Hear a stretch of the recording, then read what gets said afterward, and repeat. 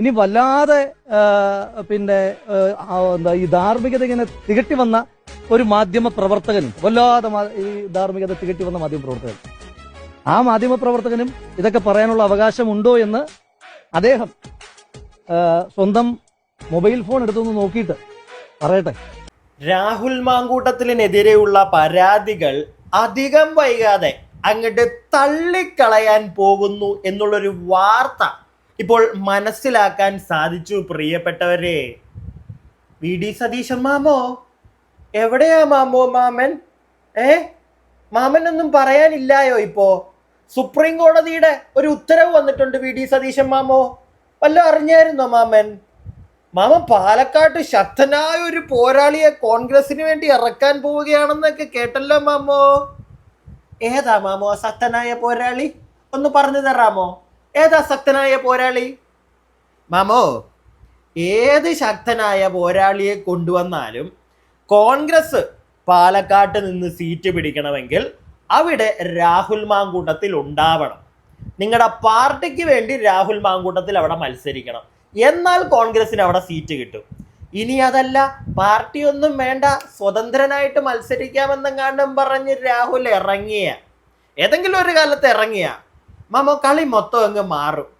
കാല് പിടിക്കാൻ പോകേണ്ട വരും മാമൻ രാഹുലിന്റെ. വടാ മോനെ വന്ന് കയറടാ എൻ്റെ പാർട്ടിയിൽ എന്നും പറഞ്ഞ് പോകേണ്ട വരും. പ്രിയപ്പെട്ടവരെ, നിങ്ങൾക്ക് എന്താ തോന്നുന്നത്? ഞാൻ പറഞ്ഞത് കറക്റ്റ് അല്ലേ?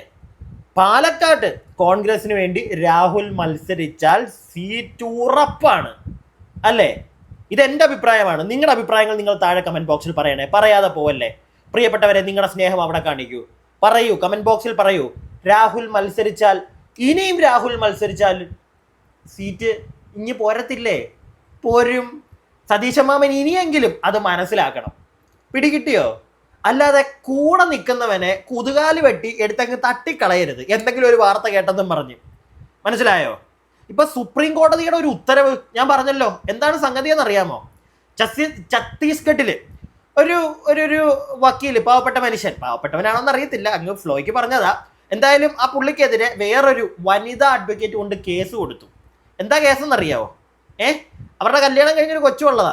എന്നിട്ട് അയാൾ ഇവരെ കല്യാണം കഴിക്കും എന്ന് വാഗ്ദാനം നടത്തി എന്താണ്ടൊക്കെയോ ചെയ്തു, അബോഷ പരിപാടികളൊക്കെ, ഗർഭചിത്രം നടത്തിച്ചു എന്നൊക്കെ പറഞ്ഞ് ഇവർ കൊണ്ട് കേസ് കൊടുത്തു. സുപ്രീം കോടതി പറഞ്ഞു, മോളെ വിട്ടോ, നീ കല്യാണം കഴിഞ്ഞതാണല്ലോ, പിന്നെ എന്തിന് നീ കേസുമായിട്ട് ഇറങ്ങി? നീ കല്യാണം കഴിച്ച്, ഡിവോഴ്സ് പോലും ആയിട്ടില്ല, കല്യാണം കഴിച്ച് നിൽക്കുന്ന ഒരു പെണ്ണ.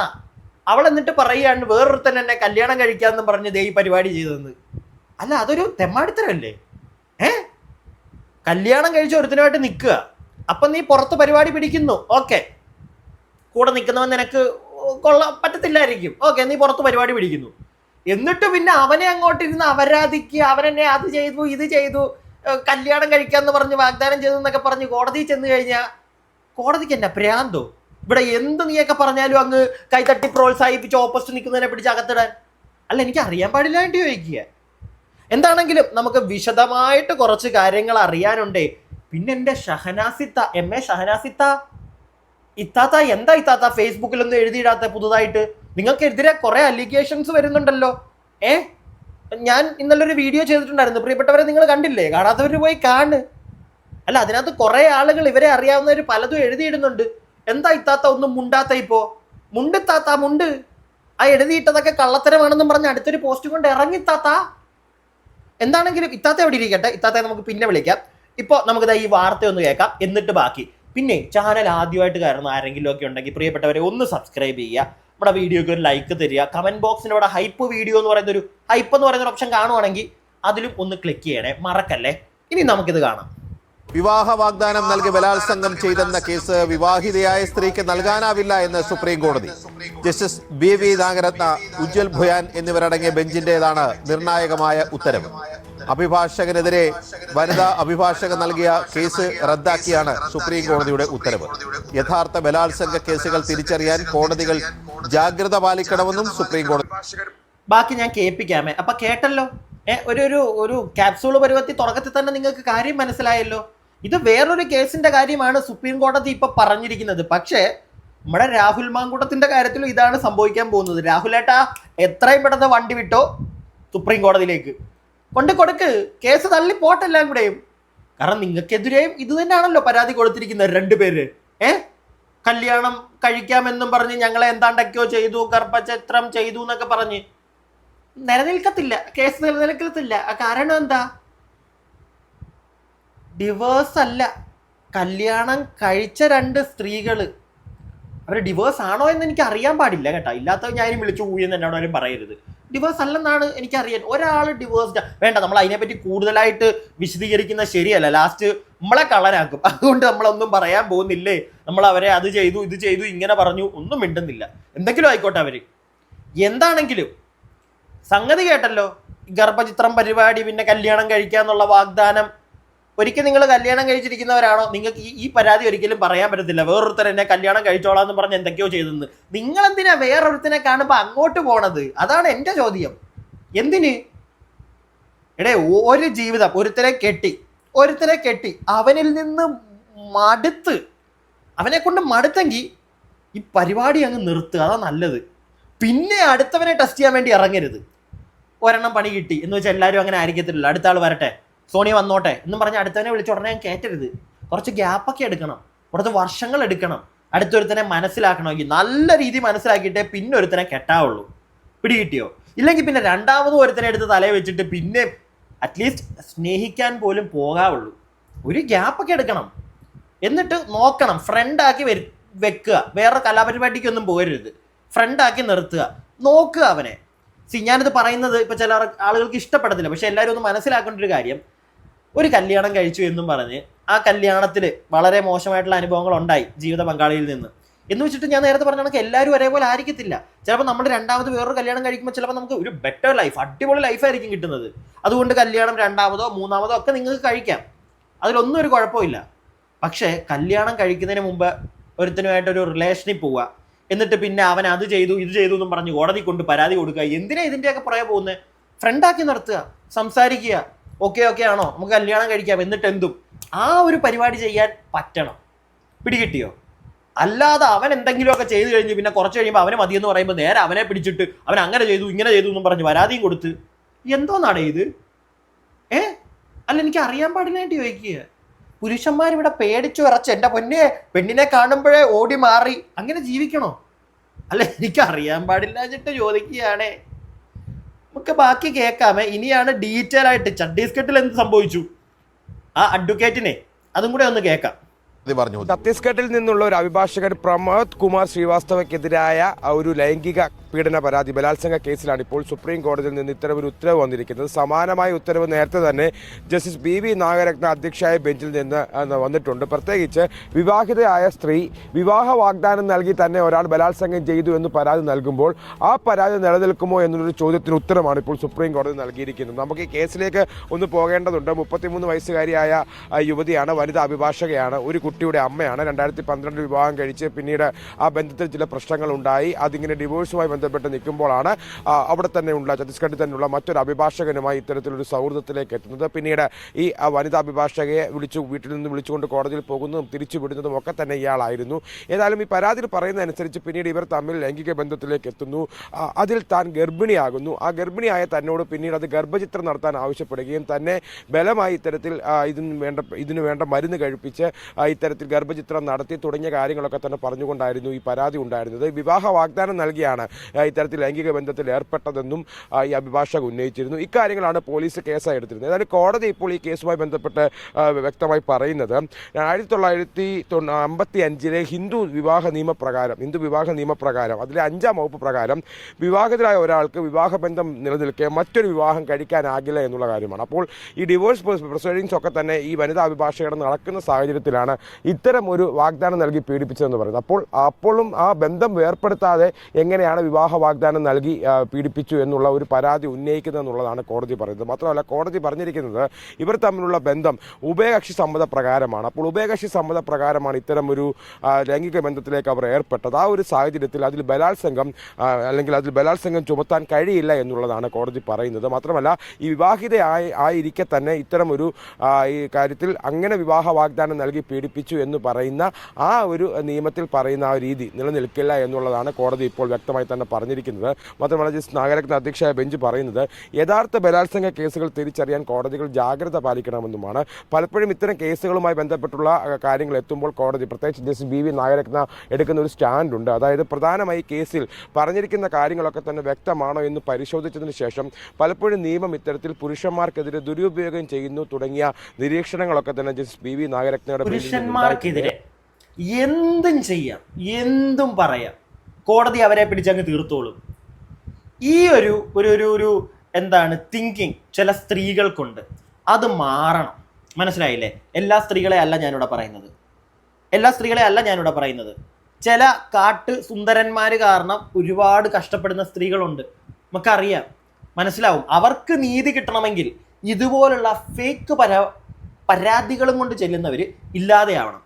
അതില്ലാതെ ആവണമെങ്കിൽ ഇങ്ങനെ പരാതിയും കൊണ്ട് ചെല്ലുമ്പോൾ ഉണ്ടല്ലോ, അവരത് ഇതുപോലെ അങ്ങ് തള്ളിക്കളയണം. ആ കേസ് മനസ്സിലായോ? തള്ളിക്കളഞ്ഞേക്കണം. അപ്പൊ ഇനി ഇപ്പൊ അടുത്ത കുറച്ച് ഐറ്റങ്ങൾ ഇറങ്ങും. ഇനിയിപ്പോ 1-2 ചേച്ചിമാർ ഇറങ്ങും ഫേസ്ബുക്കിലേക്ക്. സുപ്രീം കോടതി പറഞ്ഞത് തെറ്റായിപ്പോയി, സ്ത്രീകൾക്ക് ഇവിടെ നീതിയില്ലേ എന്നൊക്കെ ചോദിച്ച് ചില ആൾക്കാർ ഇറങ്ങും. മൈൻഡ് ചെയ്യരുത്. അതാ എനിക്ക് പറയാനുള്ളത്. മൈൻഡ് ചെയ്യരുത്. കാരണം ഒരു സൈഡിൽ കൂടി ഇവിളുമാർ ഇറങ്ങുന്നത് പിന്നെ നമുക്കിട്ടുള്ള കൊട്ടിന് വേണ്ടിയിട്ടാ. എടാ, എന്തിനാണ് എല്ലാ പുരുഷന്മാരും ഏതെങ്കിലുമൊക്കെ 1-2 ഒരുത്തൻ്റെ കയ്യിരിപ്പ് തീരെ മോശമായിരുന്നെന്നും പറഞ്ഞ് എല്ലാവരും ഒരുത്തനും ഒരു റിലേഷനും ഉണ്ടാവാൻ പാടില്ലെന്നാണോ? എനിക്കറിയാൻ പാടില്ല. ഇപ്പം ഇങ്ങനെയുള്ള കേസുകളിൽ കല്യാണം കഴിഞ്ഞു, ഞാൻ നേരത്തെ പറഞ്ഞ കണക്ക് ഭർത്താവുമായിട്ട് ശരിയല്ല. അപ്പോൾ അവർക്ക് ചിലപ്പോൾ ചില സ്ത്രീകൾക്ക് പുറത്തൊരു ഫ്രണ്ടിനെ കിട്ടുമ്പോൾ അതൊരു സുഹൃത്ത് ബന്ധമായി മുന്നോട്ട് കൊണ്ടുപോവുക.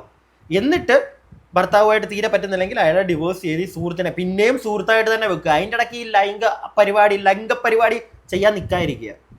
മര്യാദയ്ക്ക് അത് തീർക്കുക. ആ ഒരു ആരുമായിട്ടാണോ നിന്നുകൊണ്ടിരുന്നത് അത് തീർത്തതിന് ശേഷം ഇദ്ദേഹവുമായിട്ട് കുറച്ച് നാളും കൂടെ മുന്നോട്ട് പോയിട്ട് കല്യാണം കഴിക്കുക. എങ്ങനെയാന്ന് വെച്ചാൽ ഇനി അത് വേണ്ട, ലിവിങ് റിലേഷൻ ആണോ ഇഷ്ടം, ഒരു കല്യാണം കൊണ്ട് മടുത്തെങ്കിൽ ലിവിങ് റിലേഷൻഷിപ്പോ എന്താന്ന് വെച്ചാൽ പോയിക്കോളൂ. പക്ഷെ അതിനകത്ത് പിന്നെ ഒരു വഴക്കുണ്ടായെന്ന് പറഞ്ഞ് നേരെ അവൻ്റെ പെടലേക്ക് കൊണ്ട് കേസ് വെച്ച് കൊടുക്കുന്ന പരിപാടി, അത് വെറും തെമ്മാടിത്തരമാണ്. മനസ്സിലായില്ലേ?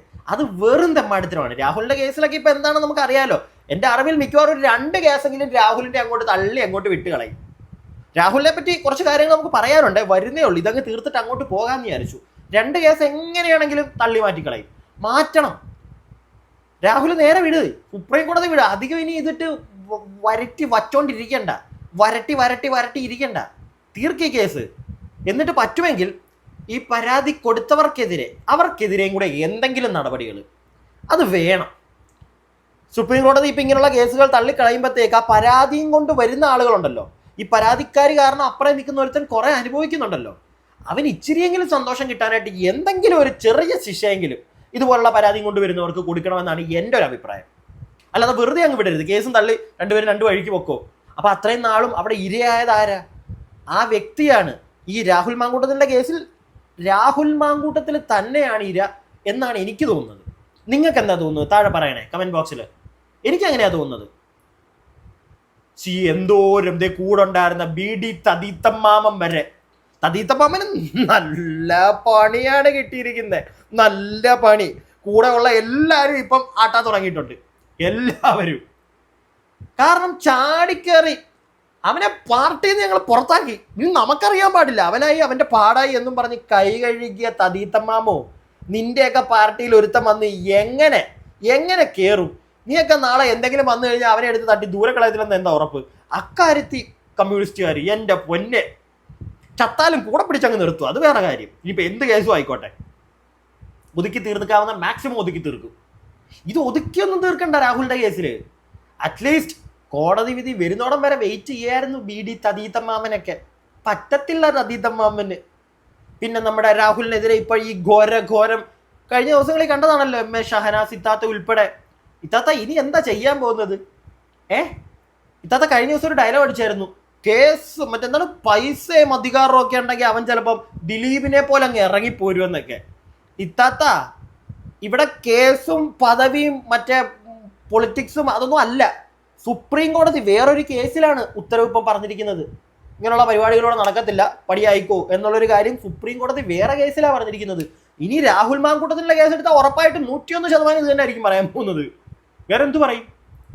ഇല്ലെങ്കിൽ ശക്തമായിട്ടുള്ള തെളിവുകൾ, ഹെവി തെളിവുകൾ എന്തെങ്കിലുമൊക്കെ മറ്റേ കെട്ടിയിട്ട് എന്തെങ്കിലുമൊക്കെ അങ്ങനെയൊക്കെ വല്ലതൊക്കെ ഉണ്ടെങ്കിൽ തെളിവുകൾ കാണിക്കുക. ഇതൊന്നുമില്ലാതെ ഒരുത്തരെ കുറെ ആയിട്ടിരുന്ന് അവരായിച്ചോണ്ടിരിക്കുക. ഓപ്പോസിറ്റ് പാർട്ടി എന്തിനാ ചെയ്യുന്നത് നമുക്കറിയാം. അവരുടെ പല തെമ്മാടിത്തരങ്ങളും താഴേക്ക് അങ്ങ് പോകാൻ വേണ്ടി, പൊങ്ങി വരരുത് അതിന് വേണ്ടിയിട്ട്. പക്ഷെ കൂടെ ഉള്ളവർ തന്നെ ഇതെന്ത് പരിപാടിക്കാണ്, എന്താണ് നല്ലൊരു നേതാവ് കുറച്ചും കൂടെയൊക്കെ മുന്നോട്ട് പോയാൽ അവൻ അങ്ങ് എടുക്കും കേരളം എന്ന് തോന്നിയത് കൊണ്ടാണോ കോൺഗ്രസിലെ തന്നെ ചില ആളുകൾക്ക് ഒരു പൊട്ടല്? അല്ല, അറിയാൻ പാടില്ല. എൻ്റെ ഇനി വേറൊരു വാർത്തയുണ്ട്. സതീശൻ മാമന്റെ കിണ്ടി കീറുന്നൊരു വാർത്തയാണ് ഇത്, കേട്ടോടെ. കോൺഗ്രസ് MLA-മാരിൽ ഭൂരിഭാഗവും സിറ്റിംഗ് സീറ്റ് ഉറപ്പിച്ചു. 3 പേരൊഴികെ മറ്റെല്ലാവരും നിലവിൽ ജയിച്ച സീറ്റിൽ തന്നെ മത്സരിപ്പിക്കും. അത്തരത്തിലുള്ള തീരുമാനവും ആലോചനയുമാണ് കോൺഗ്രസിൽ. അന്തിമ തീരുമാനമുണ്ടാകാത്ത സീറ്റുകളിൽ ഒഴികെ മറ്റെല്ലായിടങ്ങളിലെയും MLA-മാരും മണ്ഡലങ്ങളിൽ തിരഞ്ഞെടുപ്പ് പ്രവർത്തനം തുടങ്ങിക്കഴിഞ്ഞു. നിലവിലുള്ള സിറ്റിംഗ് സീറ്റുകൾ ഒന്നും നഷ്ടപ്പെടാൻ ഇടയില്ല എന്നതാണ് കോൺഗ്രസിന്റെ ഇപ്പോഴത്തെ വിലയിരുത്തൽ. സംസ്ഥാനത്താകെയുള്ള 140 നിയമസഭാ സീറ്റുകളിൽ കോൺഗ്രസ് മത്സരിച്ച് വിജയിച്ചത് 21 രാഹുൽ മാങ്കൂട്ടത്തിലിൻ്റെ പാലക്കാട് കൂടി ചേർത്ത് 22. കോൺഗ്രസിൻ്റെ സിറ്റിംഗ് MLA-മാരിൽ ഭൂരിഭാഗം ആളുകളെയും അവരവരുടെ സീറ്റുകളിൽ തന്നെ പരീക്ഷിക്കാനാണ് തീരുമാനം. എന്നാൽ ആശയക്കുഴപ്പമുള്ളത് 3 സീറ്റുകളിൽ. ഒന്ന്, Sultan Bathery. DCC treasurer NM വിജയൻ്റെ ആത്മഹത്യയുമായി ബന്ധപ്പെട്ട ആരോപണം നേരിടുന്ന IC ബാലകൃഷ്ണൻ ഒരു അവസരം കൂടി കൊടുക്കരുത് എന്ന നിലപാടാണ് ജില്ലയിലെ ഒരു വിഭാഗം നേതാക്കൾക്ക്. വിജിലൻസ് അന്വേഷണം നേരിടുന്നതും ജില്ലയിലെ വിഭാഗീയതയും IC ബാലകൃഷ്ണന്റെ സ്ഥാനാർത്ഥിത്വ സാധ്യതയ്ക്ക് മങ്ങലേൽപ്പിക്കുന്നുണ്ട്. ഇനിയുള്ളത് പാലക്കാട്. കൈപ്പത്തി ചിഹ്നത്തിൽ മത്സരിച്ച് വിജയിച്ച രാഹുൽ മാങ്കൂട്ടത്തിൽ ഇന്ന് പക്ഷേ പാർട്ടിയിലില്ല. വരുന്ന തിരഞ്ഞെടുപ്പിൽ പാർട്ടിക്ക് പുതിയൊരാളെ അവിടേക്ക് നിയോഗിക്കേണ്ടി വരും. അതാരെ എന്ന കാര്യത്തിലെ ചർച്ചകൾ പുരോഗമിക്കുകയാണ്. BJPക്ക് ശക്തമായ വേരോട്ടമുള്ള അവരുടെ A ക്ലാസ് മണ്ഡലത്തിൽ ശക്തനായൊരു സ്ഥാനാർത്ഥിയെ മത്സരരംഗത്ത് ഇറക്കിയില്ല എങ്കിൽ പരാജയം നേരിടേണ്ടി വരുമെന്ന ആശങ്കയും നേതൃത്വത്തിനുണ്ട്. അതിനാൽ ഒരു കരുത്തനെ കണ്ടെത്താനുള്ള ആലോചനയിലാണ് കോൺഗ്രസ് നേതൃത്വം. ആരാണ് സതീശൻ മാമ ഇനിയുള്ള കരുത്തൻ? ഏത് കരുത്തനെ നിങ്ങൾ അവിടെ നിർത്താൻ പോകുന്നത്? ഏത് കരുത്തനെ നിർത്തിയാലും പാലക്കാട് സീറ്റ് ഗോപിയായിരിക്കും. ഇനി സതീശൻ മാമ, പാലക്കാട് നിങ്ങൾക്ക് സീറ്റ് വേണമെങ്കിൽ ഇപ്പോൾ ഏറ്റവും ഉചിതമായ ഒരു തീരുമാനമാണ് നിങ്ങൾക്ക് എടുക്കാൻ താല്പര്യമെങ്കിൽ അവിടെ രാഹുൽ തിരിച്ചു പാർട്ടിയിലേക്ക് എടുക്കണം. രാഹുൽ മാങ്കൂട്ടത്തിലിനെ മനസ്സിലായോ? എന്നിട്ട് രാഹുലിനെ നിർത്ത്. പാലക്കാട് കൊണ്ടുവരും സീറ്റ് കോൺഗ്രസിന്, ഉറപ്പുള്ള കാര്യമാണ്. 101%. വേറെ ഒരാളും അവിടെ കയറുകയല്ല രാഹുൽ നിൽപ്പുണ്ടെങ്കിൽ. അതിപ്പം കാരണം ഇപ്പൊ ജനങ്ങൾക്ക് അത്രയും പ്രിയപ്പെട്ടവനായി മാറിക്കഴിഞ്ഞു രാഹുൽ. അതിനുള്ള കാരണക്കാർ ഇവിടുത്തെ കമ്മ്യൂണിസ്റ്റ് പാർട്ടിക്കാരും പിന്നെ നമ്മുടെ സതീശൻ മാമനെ പോലുള്ള ചില ആൾക്കാരും നമ്മുടെ ഷാനവാസ് ഇത്താത്തയും ഇങ്ങനെയുള്ള കുറച്ച് ആൾക്കാരാ. അല്ല, നമ്മളാരുമല്ല, നിങ്ങളൊക്കെ തന്നെയാ ഇത്രയും ബൂസ്റ്റ് ആ വ്യക്തിക്ക് കൊടുത്തത്. പിടികിട്ടിയോ? അവൻ പറയുന്ന കേക്കാൻ ഒരു ചെവിയെങ്കിലും കൊടുക്കാമായിരുന്നു സതീശൻ മാമ നിങ്ങൾക്കുൾപ്പെടെയുള്ള കോൺഗ്രസ് പ്രവർത്തകർക്ക്. ചെയ്തില്ലല്ലോ. അപ്പ അനുഭവിച്ചോ. ഇവിടെയാണ് നിങ്ങൾക്ക് പണി വരാൻ പോകുന്നത്. ഈ ഇലക്ഷന് ഒരു 75% കൂടെ നമുക്ക് പറയായിരുന്നു കോൺഗ്രസ് കൊണ്ടുപോകും, തൂക്കുക എന്നുള്ളത്. പക്ഷേ നിങ്ങളുടെ ഈ സോക്കേടിന് എന്തായിരിക്കും ജനങ്ങൾ തിരിച്ച് നിങ്ങൾക്ക് തരാൻ പോകുന്ന മറുപടി എന്ന് എനിക്കറിയാൻ പാടില്ല. ഞാൻ പറഞ്ഞത് മുഴുവൻ എൻ്റെ അഭിപ്രായം. പ്രിയപ്പെട്ടവരെ, നിങ്ങളുടെ അഭിപ്രായങ്ങൾ താഴെ കമൻറ്റ് ബോക്സിൽ അങ്ങോട്ട് പറയുക. അടുത്ത വീഡിയോ ആയിട്ട് നമുക്ക് എത്രയും പെട്ടെന്ന് കാണാം. അടുത്ത വീഡിയോ ആയിട്ട് കാണുന്നവരേക്കും stay tuned and stay weird.